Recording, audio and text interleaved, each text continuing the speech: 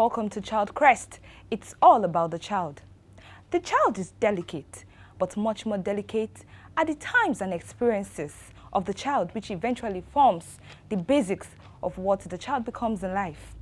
But are we, the government, parents, guardians, teachers, the media, doing much to ensure that the formative years of the child is solid? Well, Child Crest is playing a part in ensuring that the public gets to know about some of the physical, mental, and social factors that affect the child. My name is Onyede. Today, on our mental health series, we'll be discussing on sexual education. And of course, I have a sound guest with me in the studio who will be shedding more light on this topic. Go nowhere.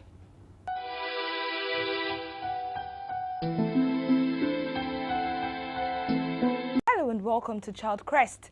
It's all about the child. How prevalent is mental health in our society? When children complain about certain things, quiz, take proper action. Can a child be affected with mental health issues? A child that is always very active may come back from school and will stay in his or her room, not wanting to communicate with anybody. Depression and other related issues to mental health is no respect of age, status, tribe, or race.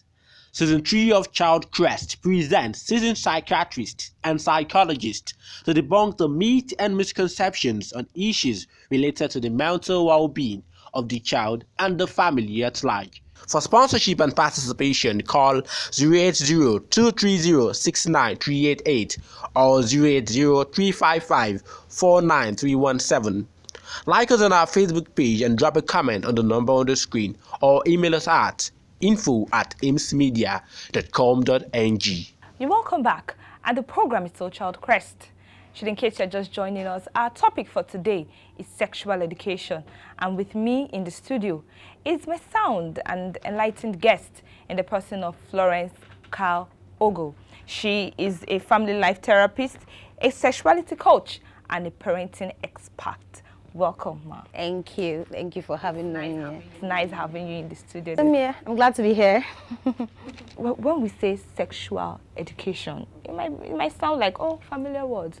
But what really is sexual education? So we're going to take the words, I like definitions anyway. We're going to take the words one after the other, sexual, then education. So it basically means educating a child about the child's sexuality. I even prefer to use the word sexuality, so it includes the child's sexual orientation, everything that concerns the child as the child's sexual well-being, what the child should know about abuse, okay, and what the child should know about taking care of some of his or her sexual parts. So it's all encompassing. It's a total word on parents, guidance, like you said, or teachers, educating a child properly about the child's sexuality. You know, during my secondary school days, you know, when we usually have this subject we call biology. Biology.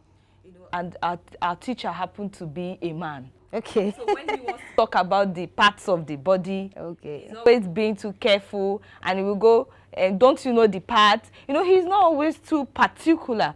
I would love to ask, are there people trained to talk about some of this?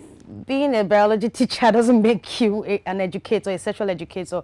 So yeah, I also went to school and we had those respiratories and all that. I think it's quite different. Now there are trained experts, they are trained sexuality educators that are responsible for educating parents, educating guardians, even educating teachers on what to teach a child about sexual abuse. So we have professionals out there, and that's why we always encourage educational bodies, religious bodies, and even parents to open up to teachings like that. One thing I always say to them, that you can't faith this when it comes to understanding a child's sexuality. You can't fake it, you can't faith it. You can only learn and understand. And I'm excited. I personally run an academy where we groom people, where we train people. Yes, it's called the Practitioners Clinic. We train people that are passionate about things like this, and they go out there to help. So they are trained experts out there. You know, there are a lot of people out there, oh, why do I need to even give my child or give my steward sexual education? Why? What's the importance of educating the child, educating adolescents on sexual education? Okay, so this is my 11th year of doing this. Wow. And yes, and I must say that It breaks my heart a lot, and that's why when you see my passion, it's like fire. Okay, it breaks my heart to know that we still do not understand the implications of some of these things. So why do you have to educate a child in a society where everything is sexual?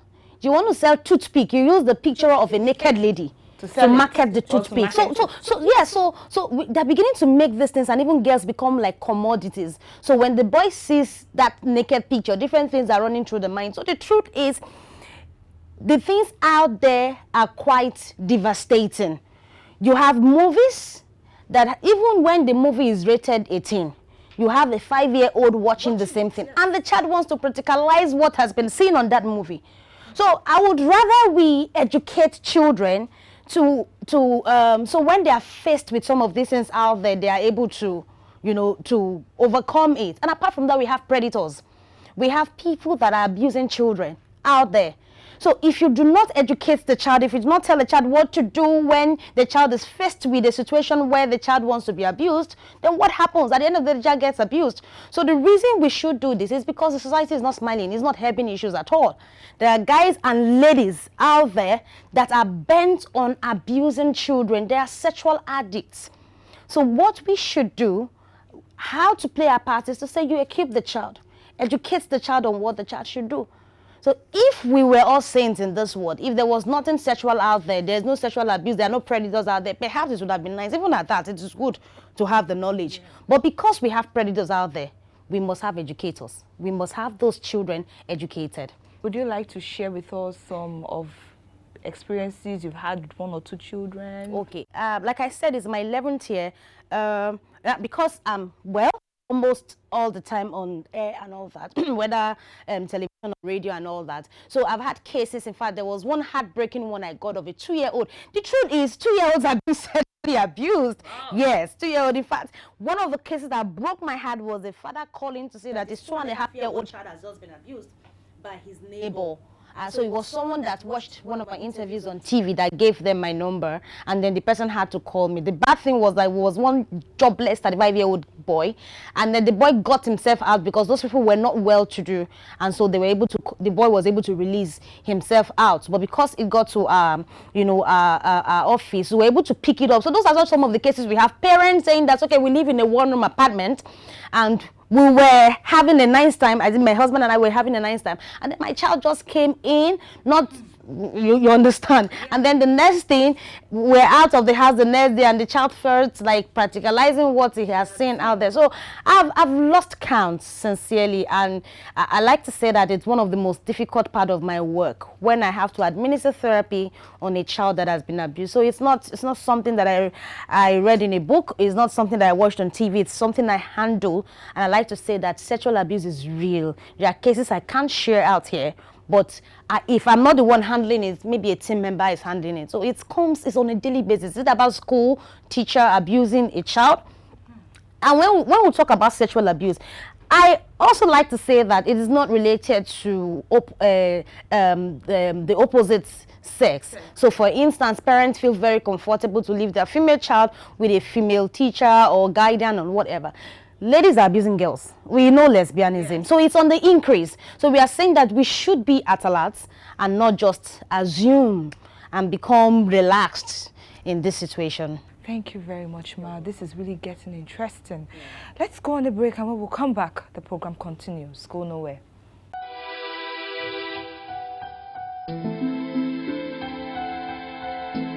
Hello and welcome to Child Crest.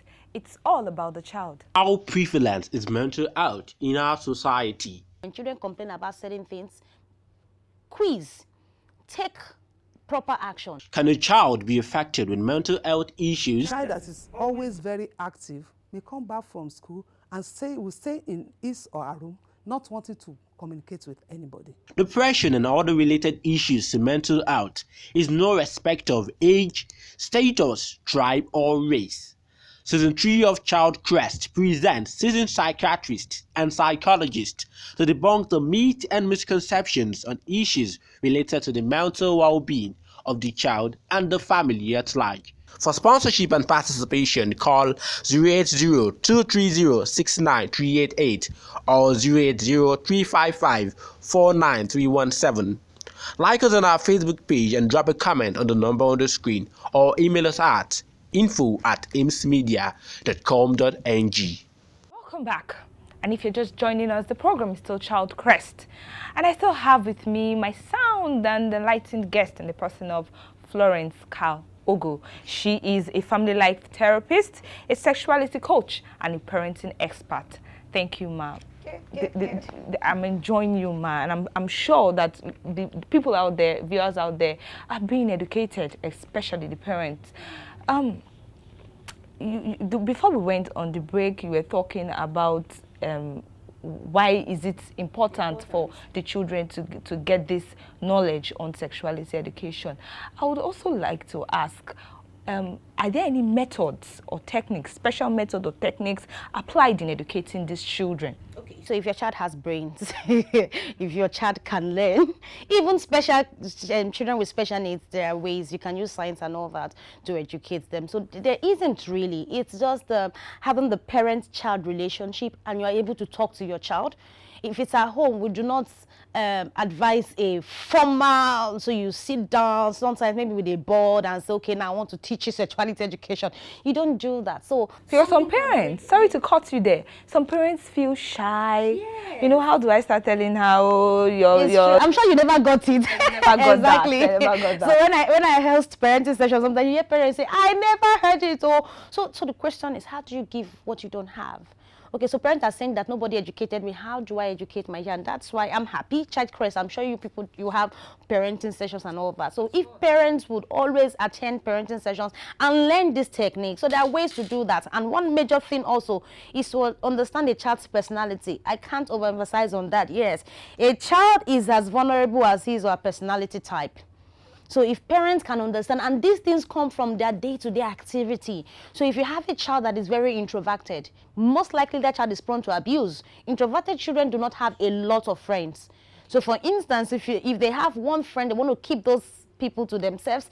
If the friend threatens to leave tomorrow, they begin to cry, and they do everything possible to keep the relationship. It happens, if you see most of the youngest now, they don't want to let go, and that's because they don't feel they have all it takes to make more friends. So if parents can understand that, okay, my child is introverted, I know the possibilities of this child being abused, it will help them educate the child also. And of course, if a child is extroverted, the child is sanguine, for instance. Sanguines are so excited, they can sit on an uncle's laps and begin to, and sometimes sitting on the uncle's lap, the uncle may consider that as vulnerability or availability.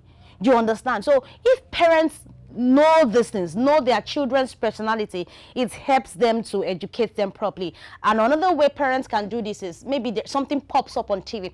I tell parents, never allow your children to watch a program you have not censored. So most of the cartoons, I have 2 kids, most of the cartoons I sit down and I censor those cartoons. I make sure I watch before they watch. But peradventure, you allow them to watch some of the, not just cartoons, adult movies, and they find themselves watching maybe a scene that they are kissing and all that. It's an opportunity to educate.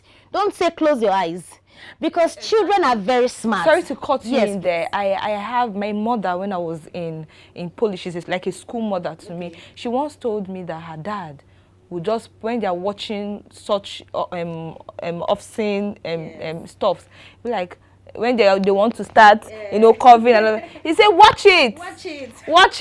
When I'm not around, you will go and do it. So, in the course of growing up, she was kind of always, oh, my dad, she was always watchful. So, it's very important. You get it. So if you allow them to watch things like that, because they were not supposed to watch it, but peradventure or mistakenly, they just run into it. Yes, it pops up. Don't tell them to close their eyes. Use the opportunity to educate them, the kind of people that should be doing that. And it happens. You don't follow them everywhere. Sometimes they're not in the house. They'll tune on the TV. And that's why educating them, letting them know what is happening out there is very important. Another question I would love you to answer. Do you think the government is doing much? Well, I would say that Lagos State government is not doing badly. Yes, I know that I've done 1 or 2 projects with them. So I think Lagos State government is trying, even if I know that it can get better, because children are being abused on a daily basis. But one of the awareness I think they should do is to help people speak up. These abuse cases are happening, but people are not speaking up. So if Lagos State governments can do more of that, but other governments, other states and all that, we get cases and we feel like a lot of things are not happening there. So I'll give Lagos State government credit a little bit. But other states, I'm not sure what is happening.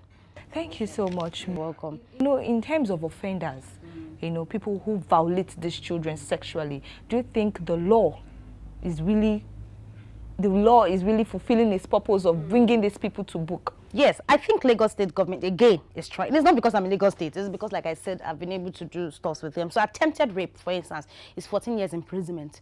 Now, whether it's being enforced. Enforcement is quite another thing. Yes, but I know the law exists. I know the law exists and all that. So I trust that. I trust that with advocates and people around a lot of these things.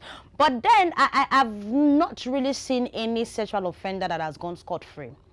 So yes, they've not gone scot-free. Some of them will take them because abusers sometimes are people that were once abused. So take them to rehabilitation, yes. Some of those men abusing little children were also men that were broken. Their childhood was stolen away from them at a tender age. So that's it. So even if you are 40, you are that same 5-year-old boy that was sexually abused. So you're trying to say it's kind of a circle? It's a cycle. Going round. Abuse is a circle. So one girl got abused, grows up to begin to abuse younger boys or abuse other girls and all that, and that same person probably gets married, becomes a parent and nonchalant about raising her children because she doesn't understand what it is. In fact, she's hurting.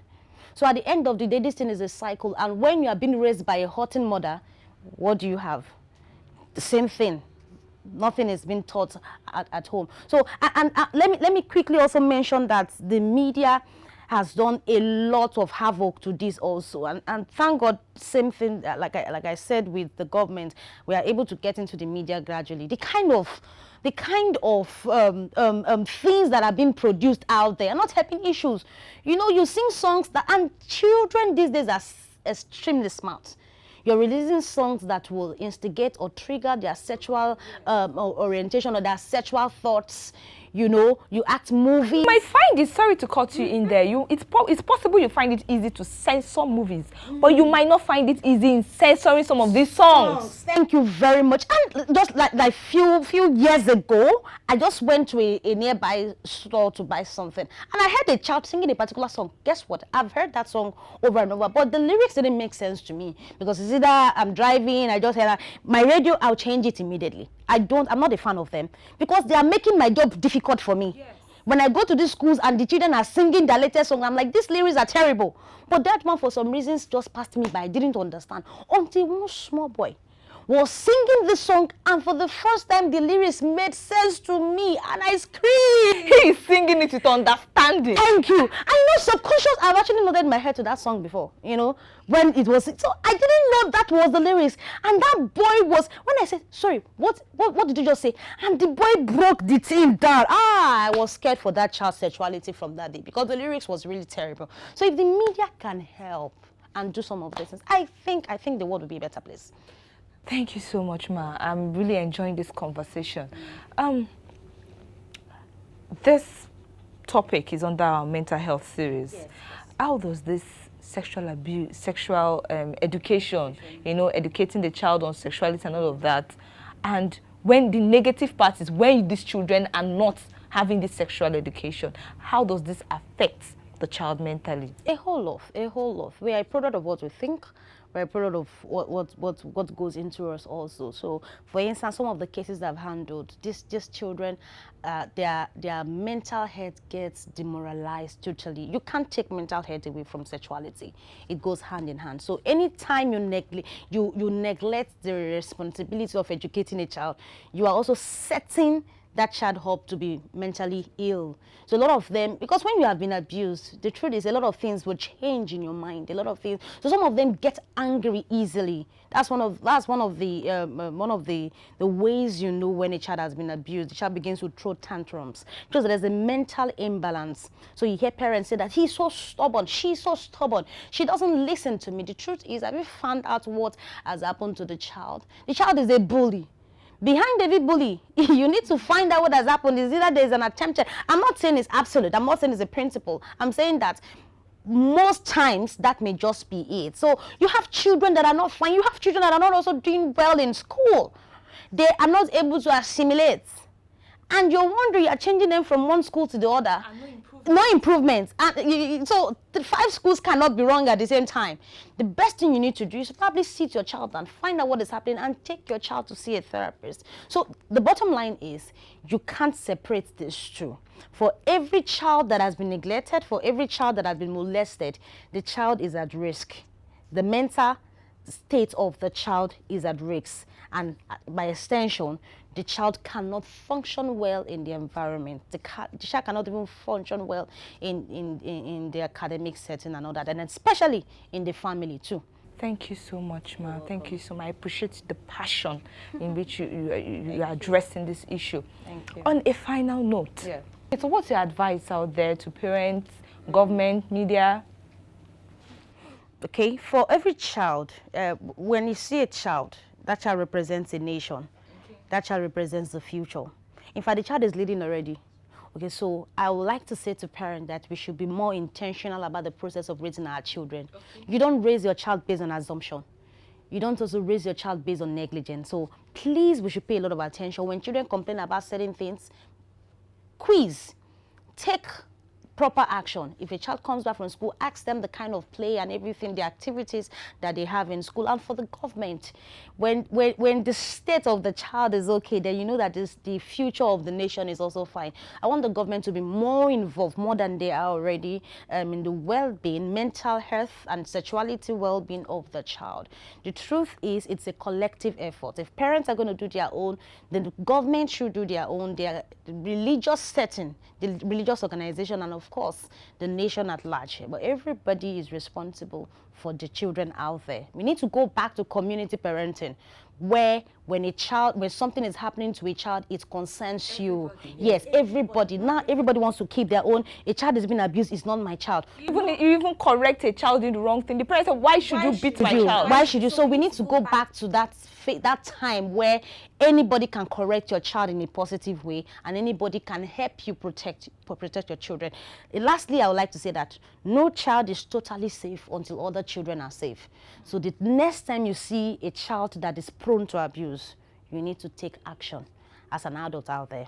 Thank you so much, ma. This has been a beautiful conversation. I hope you would oblige us next time we'll call on you. Thank you so much. And I've been speaking with Florence Ogwu, a family life therapist, sexuality coach, and parenting expert. I hope you've heard it all from her. It cannot be re-emphasized that the children, the child in the family, the adolescents also need to be educated on their sexuality. And on this note, I call it a day on Child Crest. My name is Onyede. See you next week. Bye for now.